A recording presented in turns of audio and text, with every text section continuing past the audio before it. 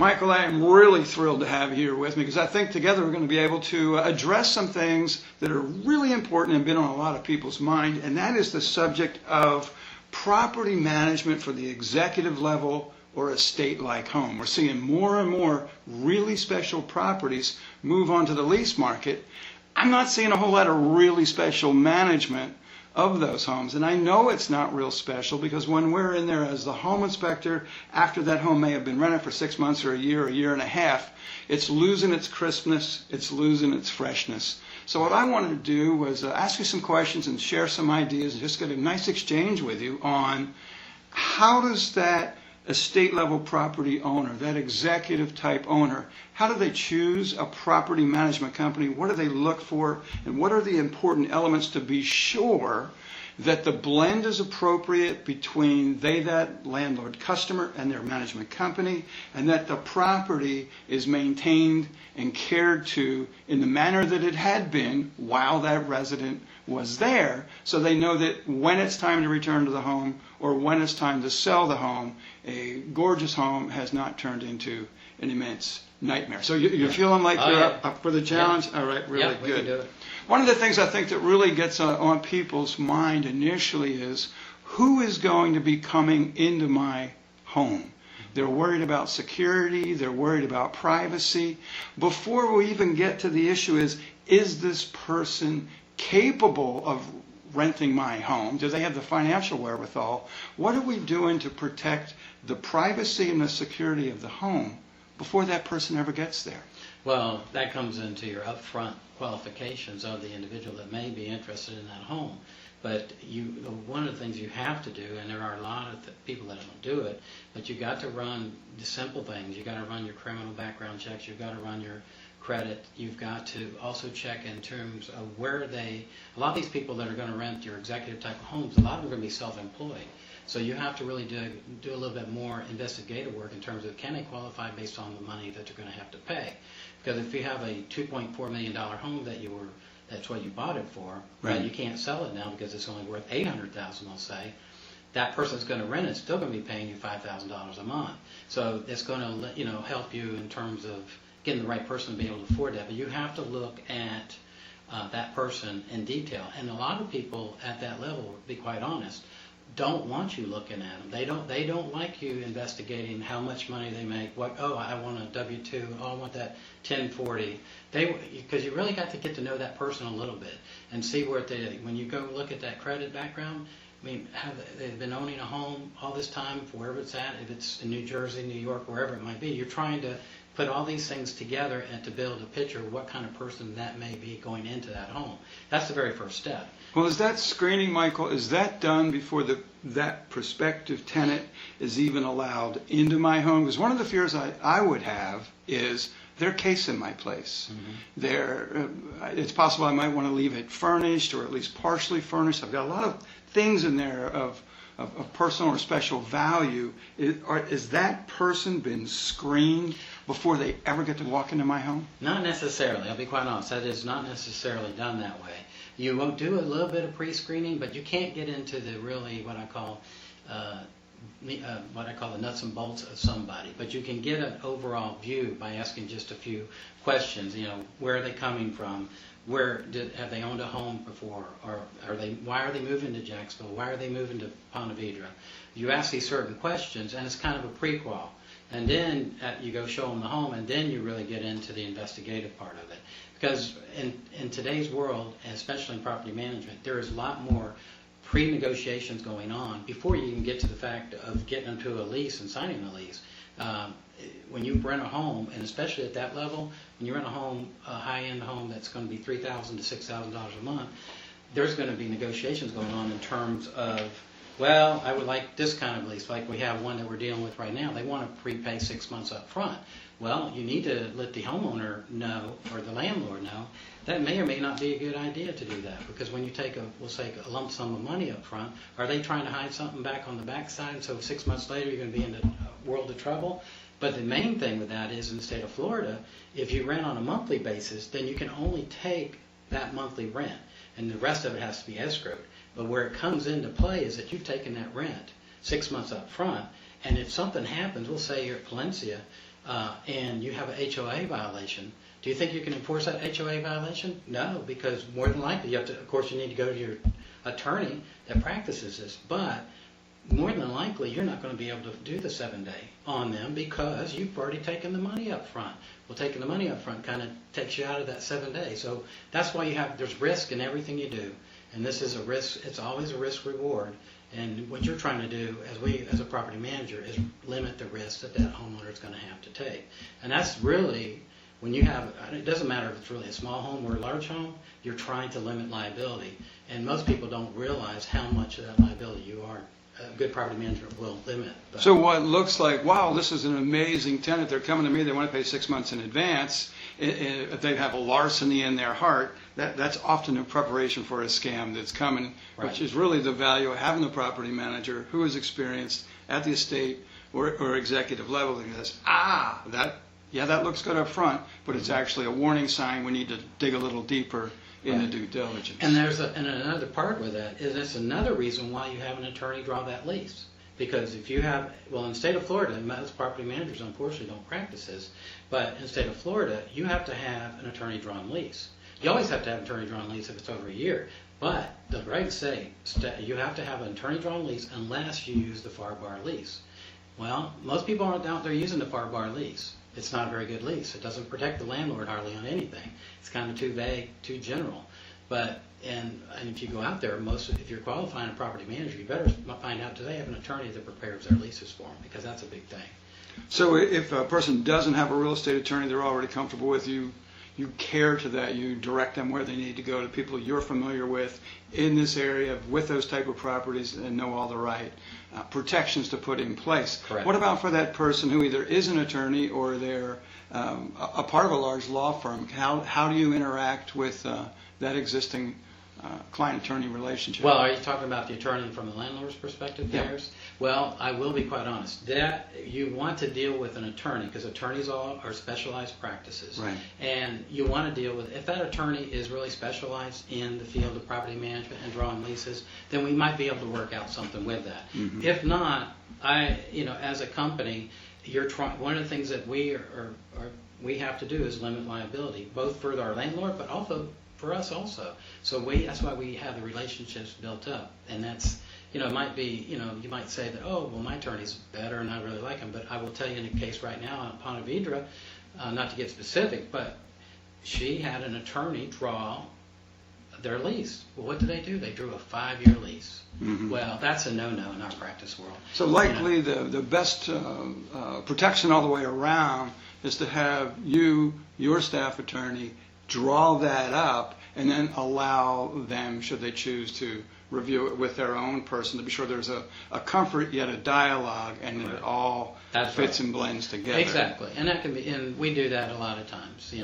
And this example I was just giving you about her attorney drew a 5-year lease. Well, he's a pretty well-known attorney in Jacksonville, Florida, but guess what? He doesn't know the landlord-tenant laws. Not that well. If he'd have known them, then he would have known that 5 years is a lot to put you out on. Mm-hmm. All right, number one. And now what she's done, she's asked us for an attorney reference, which we have given her to an attorney that we know locally, and now is working to, number one, because we don't manage this property, we actually provide maintenance coordination services, and that's it. But she's asked for this, and I said, well, I give you a few names, so I gave her some names, but what she's having to do right now is go through what we call another thing that she did. I know this is a little bit off subject, but she actually rented to a friend of hers. Okay, well that's kind of a no-no. You don't do any qualifications and all that. You need to be above board and be in business practice. But given that, when we did our maintenance inspections, we found a few things that need to be addressed. Well, that person didn't want us to come in there to address them. So then we're getting into 7-day notices to cure.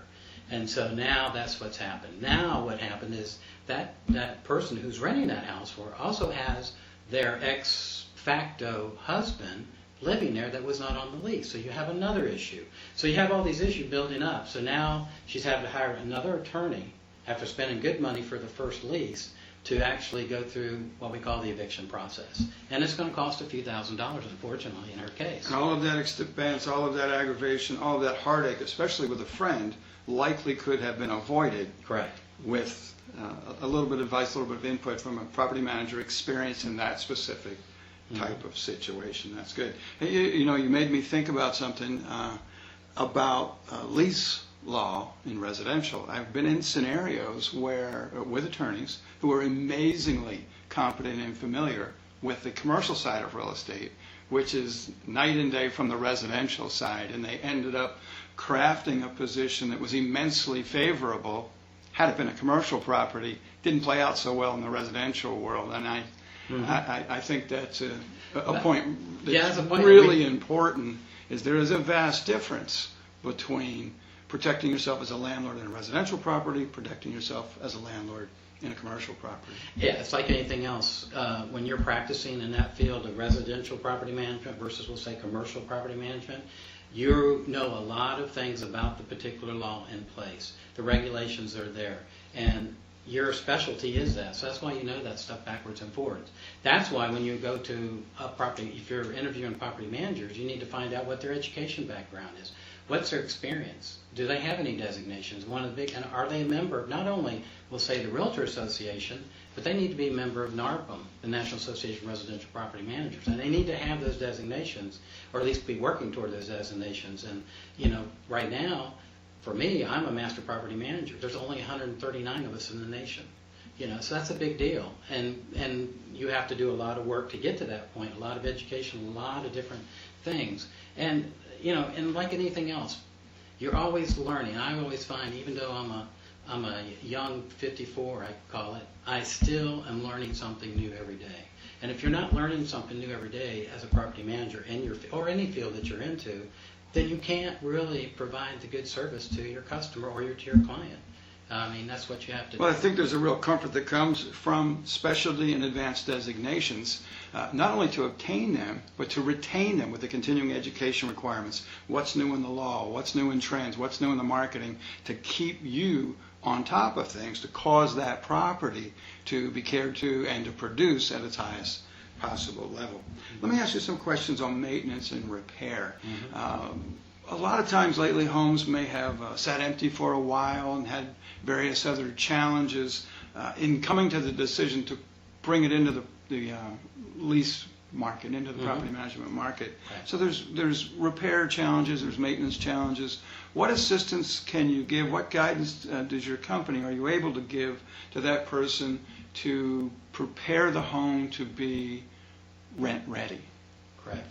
Well, when we come out to do what I call a survey or review of the property to see, number one, if we're going to take that property on to rent, because when we go out to there are times when you look at a property or look at a scenario and say, this is not an appropriate fit. We cannot represent this.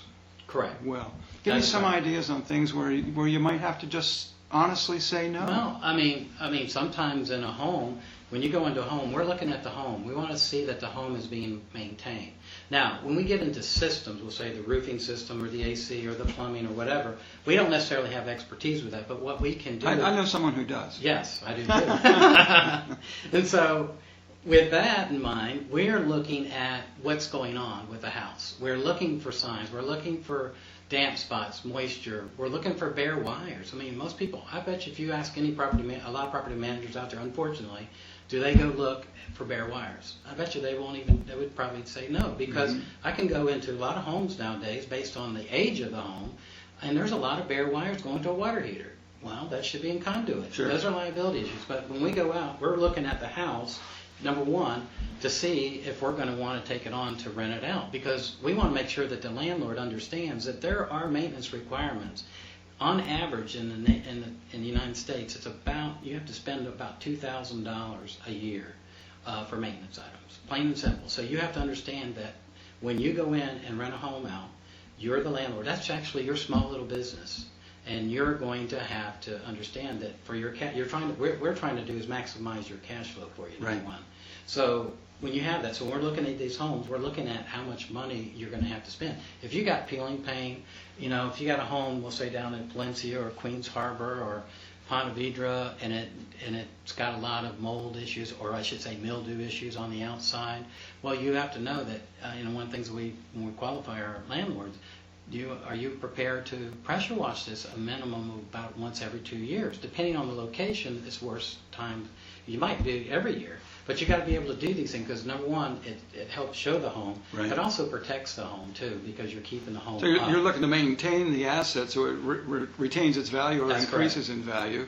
You're looking to attract the type of person who will care to it by keeping that home crisp in its initial presentation, and that's really what causes the cash flow. That's the difference That's in right. those extra hundreds or thousands of dollars each month in cash flow is the property was able to attract Right. that person. And if you have a property that's say on the east side of the intercoastal, then you know you're going to have more maintenance costs than normal because of the salt air. So you have to know these things, and you have to what you're doing as you go out to Mr. Landlord and say, hey, these are things that need to be done, and are you willing to do that? And the other thing is when we go out to an estate or so forth, we require them to have pool service and also lawn maintenance. Those are things, and along with fertilization of the yard, the insect control.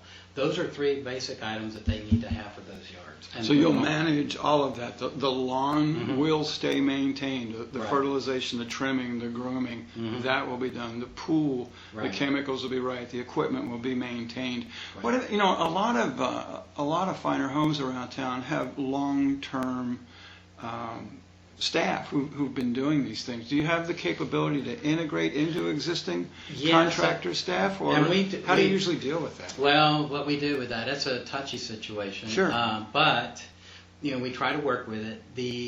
If the current people that they're utilizing are licensed and insured, then we can get them into our system, no problem. If they're not licensed and insured, then we probably are not going. And if they're insisting on those people, we probably can't manage that property. Good point. Good point about the license and insurance, and the days of let's just do this on the side and all that other. Now in the business, and even if it's a first go round for that landlord/homeowner, you're now in the business, even if it's a business of one property, and the rules change dramatically on how careless you can be in hiring people.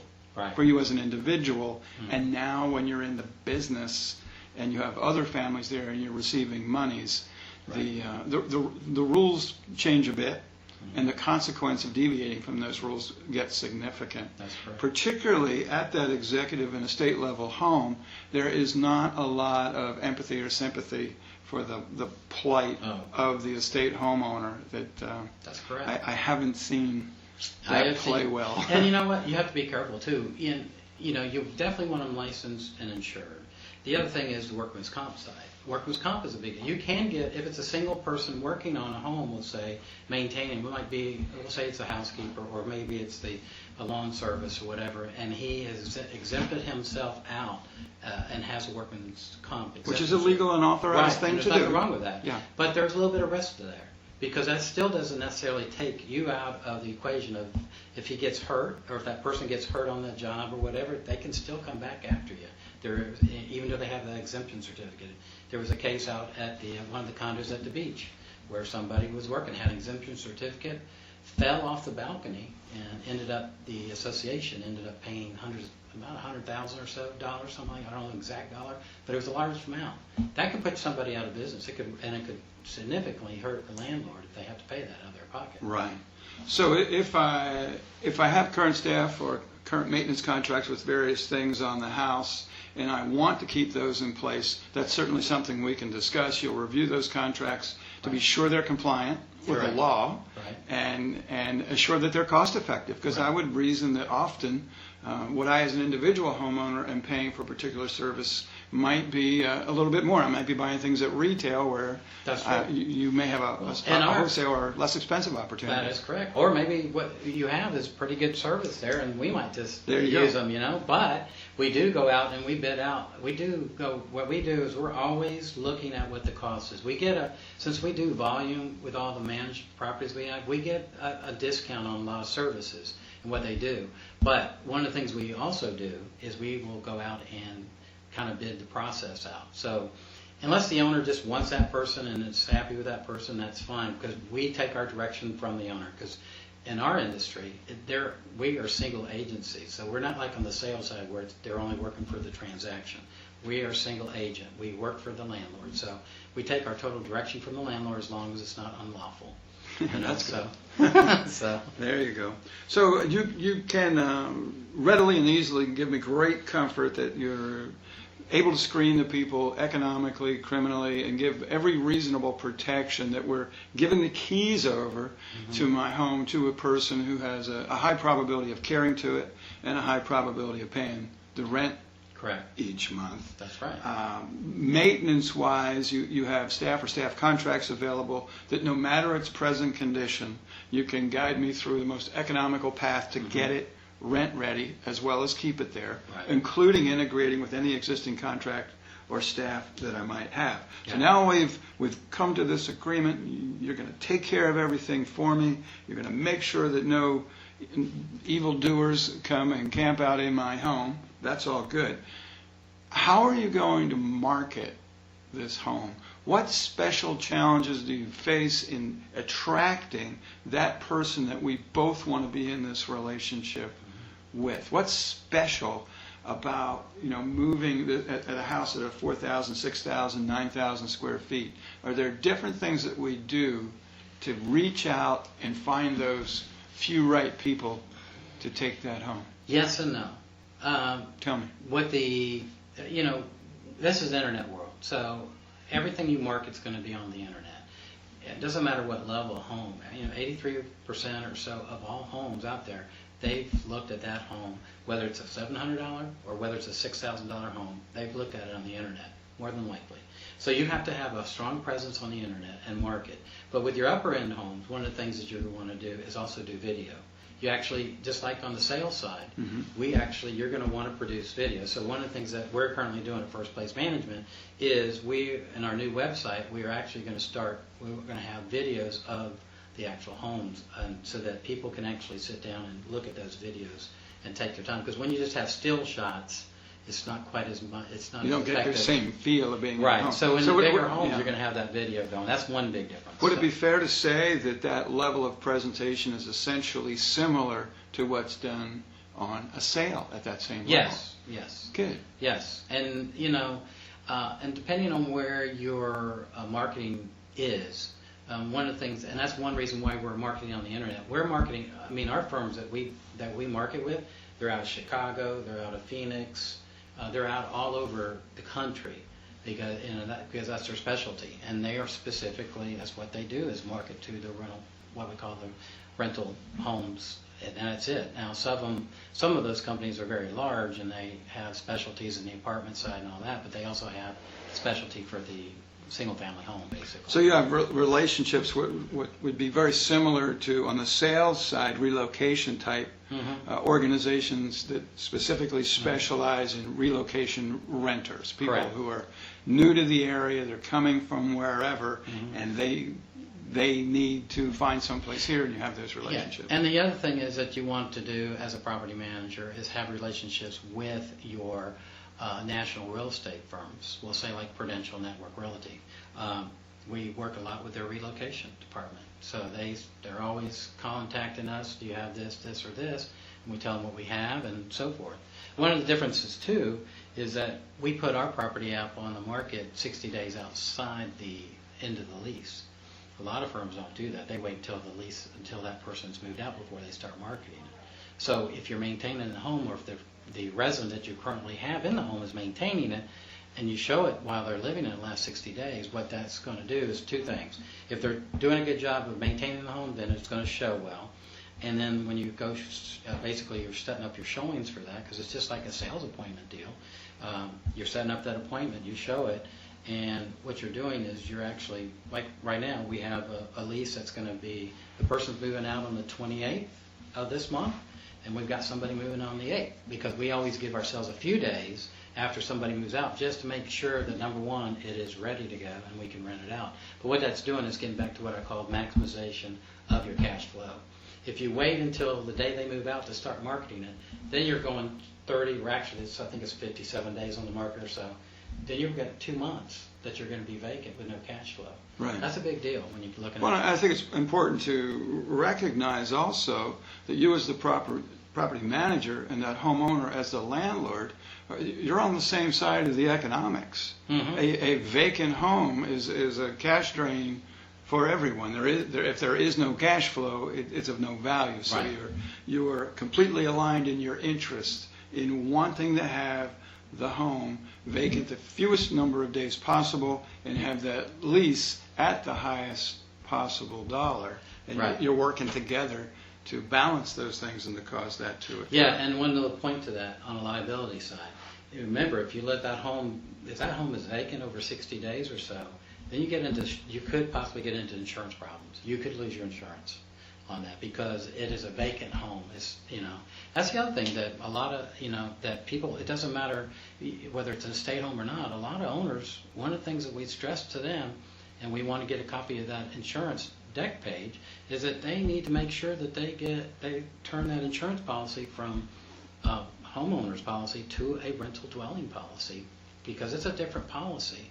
And if you get right down to it, if you have a renter in place and something happens, and we'll say it catches on fire, there is an outside chance that insurance company, if you have the wrong policy in place, will just refund your premium and won't cover the cost. And as a part of that screening and preparing the property, that's a vital piece of what you're doing, is looking at those documents Mm-hmm. to assure that the right riders or declarations or policies are in place to protect the individual. Right. That brings up an interesting question. Florida insurance seems like it's an unending challenge.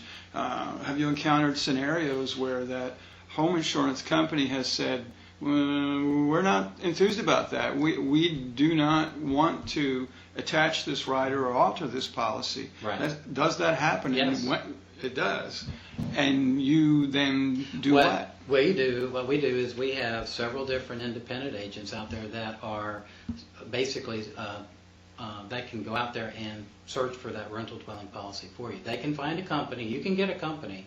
It just depends on how much it might be. But for the most part, we haven't had any problems in terms of, we'll say that one of the national insurance firms, they're not doing any rental policies right now. So what you have to do is go out and get an independent company. It might end up being the Citizens Fund for the state of Florida, but you're going to get that coverage on that. And it's not hard to find it. It's just you got to get to the right people. And we have a lot of insurance agents that are independent that we can at least shop it out to it and we can see. And a lot of times, if we're quite honest, it's going to be cheaper than the homeowner's policy. Interesting. I would have guessed just the opposite. Yeah, it's cheaper. See, there's another opportunity to cause that cash flow to be optimized for the landlord. Mm-hmm. And I would have made a reasonable presumption that the landlord policy, when it became a rental, was a greater expense, but in many times it's a lesser expense. Because one of the things that you don't have coverage is your contents. You have limited contents in your rental dwelling policy, but when you're living there, you're going to cover all your electronics, your furniture, and all that. So you don't have all those contents. So that's part of it. So Interesting. What has your experience been? And again, we're at a state or executive level home, say 4, 5, 7,000, 10,000 feet, on furnished versus unfurnished. Pros and cons. Mm-hmm. Is there an economic advantage? How does it generally play out? Well, or at least give me a few examples of the best and worst of each. Well, unless you're at the beach, plain and simple. Unless you're at the beach, what I call the furnished properties, that's when you can possibly get into what I call the short-term rental versus the long-term rental.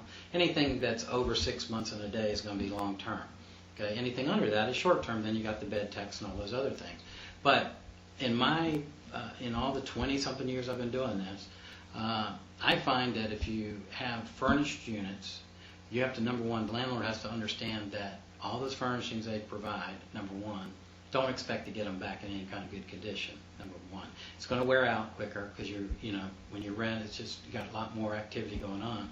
But in terms of the market, I find that unfurnished properties are far superior to rent than furnished properties. Unless it's a short-term rental. Right. And then you have to kind of look at your cash flow, because we'll say that the TPC is in town. Yeah, all this stuff at the beach has got to be good rental for that period of time. But all the other times, it's probably not going to be rented out. So you have to, there is a calling for a little bit. Since the economic downturn, so to speak, there's not as big of calling. But in the, a few years back, there was a calling for people that are coming in on we'll call a 6-month basis. They wanted something furnished. I remember when I was doing contract work, I'd be working up in Rhode Island, and I'd be renting a place furnished for 6 months or a year, whatever. But that's more limited. In terms of if you're trying to get the most out of your buck in terms of cash flow, in my opinion, this is my opinion only, when you're looking at cash flow, you're going to get more cash flow out of a vacant home, whether it's at a state level or not, than a furnished one. Interesting. In the long term. Because what you're looking is not the short term, but the long term gain. Right. Gotcha. Degradation of the property and the contents and whatnot. What about the person who says, I've got 6,000 feet of house, I've got 6,000 feet of furniture, we're going to Europe for 2 years on this work assignment, I'm hearing you about protecting my property, about cash flow optimal. Can you assist me in getting that moved out in storage? Yes. I mean, one of the things that we will do is to get every possible person interested in your home is if you have the option to rent it furnished or unfurnished. We give them, we will advertise it that way if that's the way you want to go.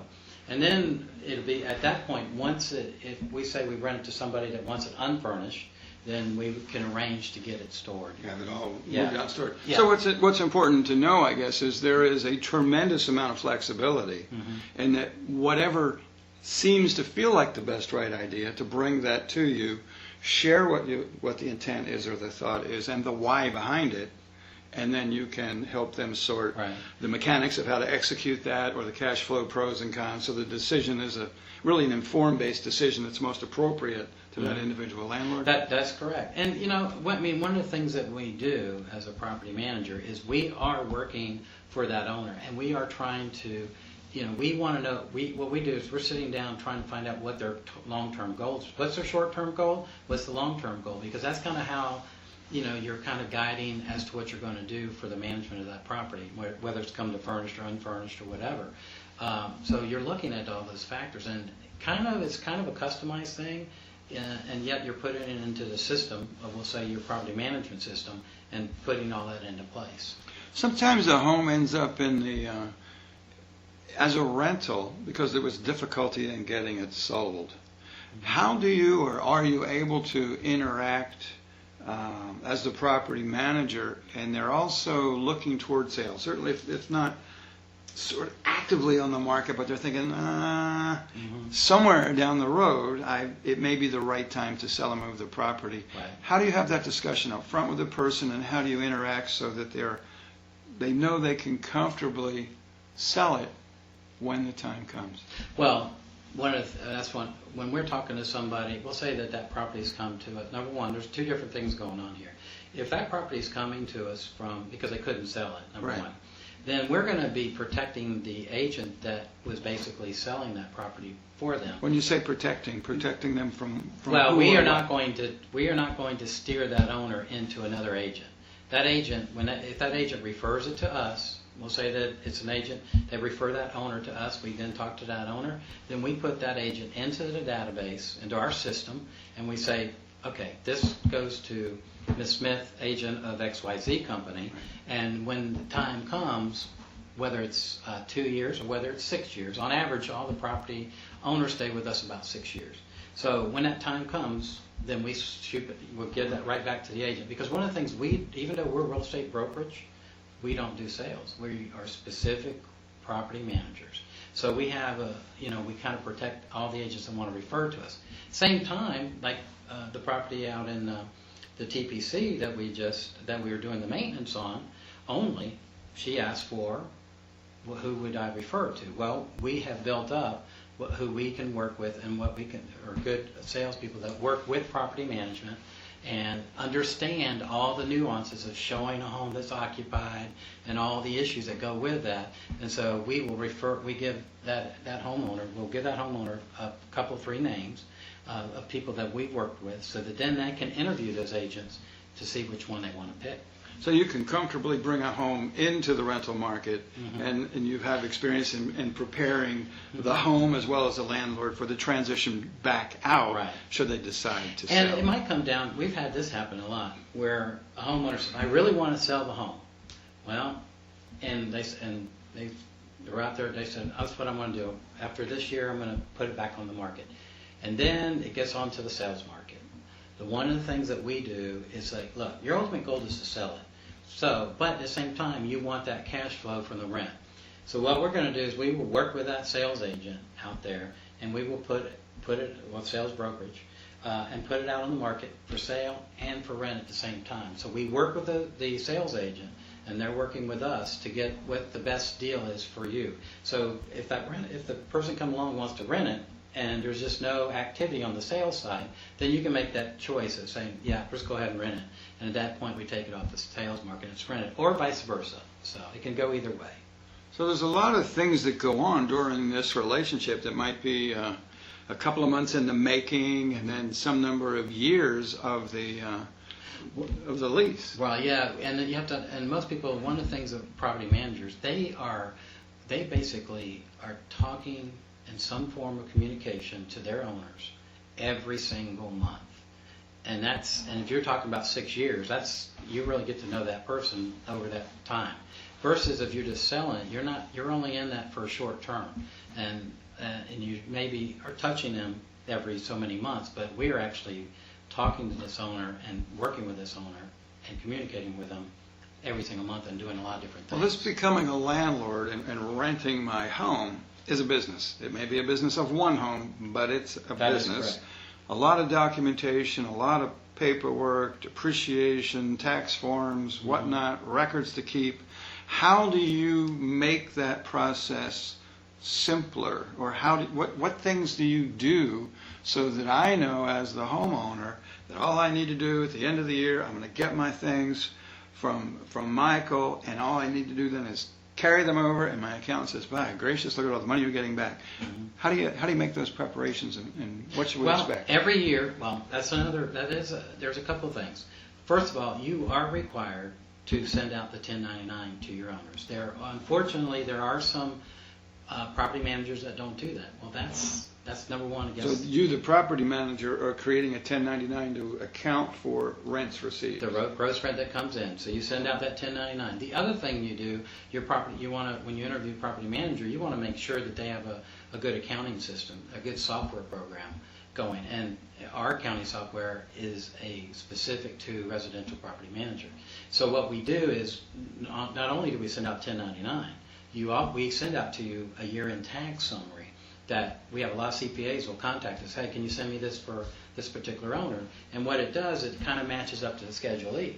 Schedule E is what you're going to be filing for your IRS. So, and it makes it a lot simpler, and the CPAs out there seem to like it because we work with a lot of them. So even preparatory in that initial get-to-know-you part, you can be in contact with that individual's tax preparer or their accounting service, and have a meeting of the minds so that your documentation accounting for all of the expenditures in and around that house will dovetail and match and optimize their needs at the end of that tax year. That is correct. That contributes to cash flow. That's that is right. Another piece of cash flow is understanding, and particularly when we start looking at homes at $3,000, $4,000, $7,000 a month, there may be $50,000 to $100,000 moving through here just in the 1099, and then we're looking at maintenance and these other contract management issues. Yeah.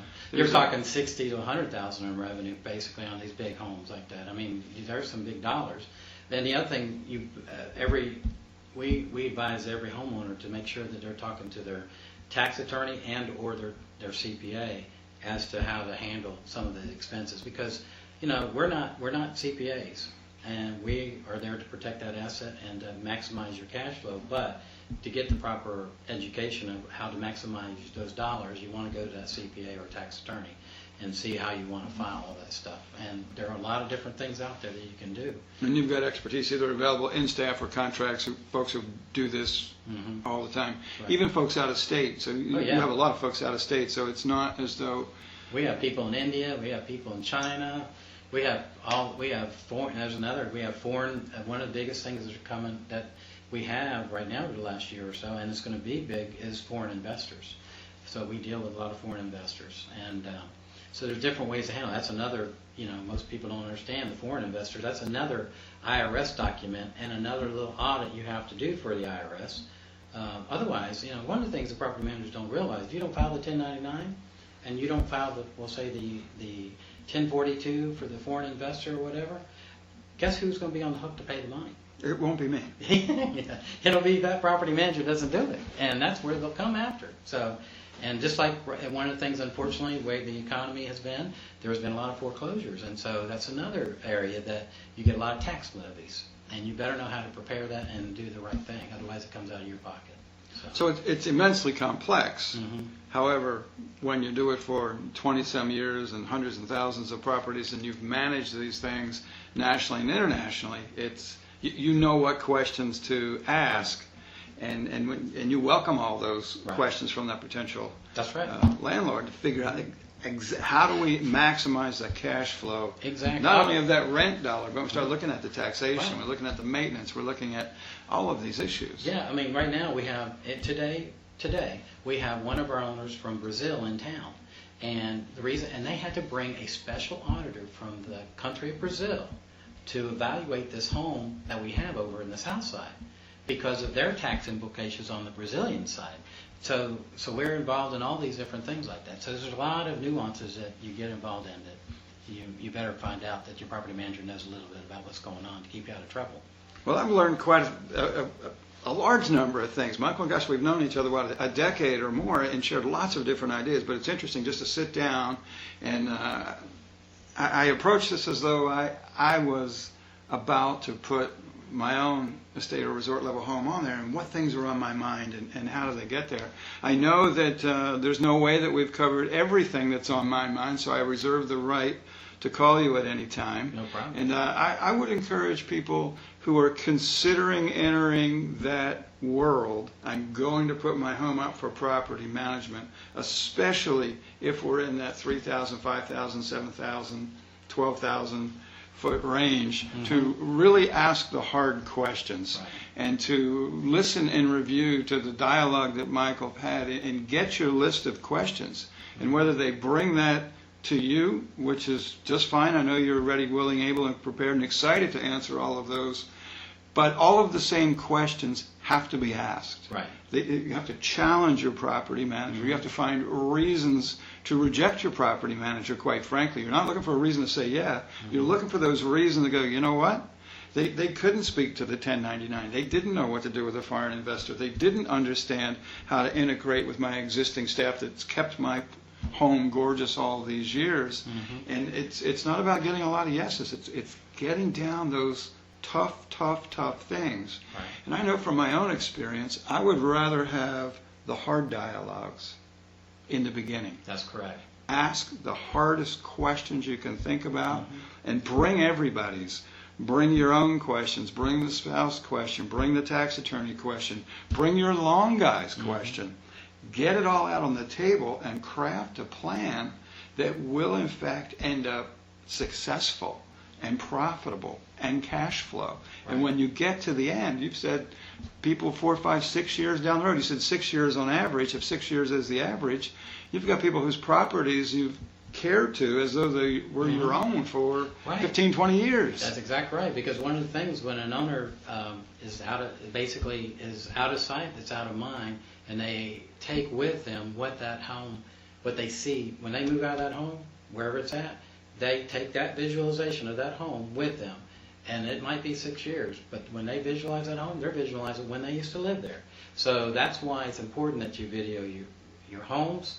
You send your videos to your homeowners every year. There's all kinds of little things like that you really need to be all doing. geared to protect the property, which protects the investment, That's protects the owner. Yeah. Michael, and one other thing, I'm glad of this opportunity. One other thing, as a property manager, you have to be able to tell your owner the hard things. Mr. Owner, you got to paint. Yeah. Mr. Owner, you got to hire Wally. This is a specialized thing. You have some mold under this thing.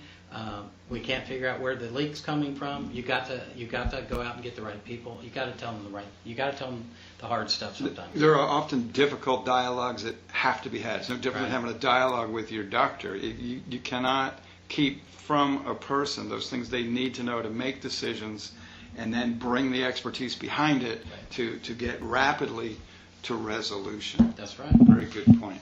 Michael, I've enjoyed it. Thank you so much. Thank you. I look forward to doing this with you again anytime I can help. Yeah. Give a scream, and the dialogue is always fun and welcome. Oh, thank you, Wally.